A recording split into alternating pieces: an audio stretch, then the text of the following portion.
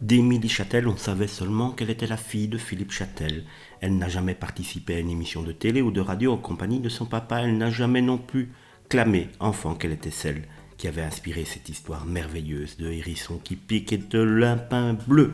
Désormais, Émilie Châtel veille avec son frère Nicolas sur l'héritage de leur papa Philippe, dont le comte Émilie Joly est entré il y a bien longtemps au Panthéon de la chanson pour la première fois, donc Émilie Châtel, qui a donc inspiré l'histoire d'Émilie Joly, s'exprime, rencontre dans l'ancien appartement du compositeur au cœur de Paris avec RTL.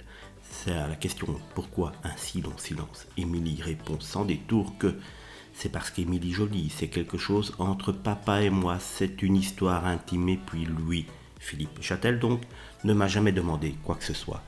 S'il me l'avait demandé, je l'aurais fait. Ce n'était pas le cas. Quand j'étais petite, il a toujours fait en sorte de ne jamais mélanger les choses. Il y avait effectivement Émilie Joly, le spectacle, le disque, et moi, Émilie.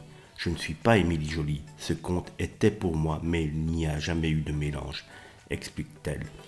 Papa est mort, poursuit Émilie Châtel. Et là, il y a une double actualité. Il y a effectivement une anthologie qui sort avec 6 albums introuvables.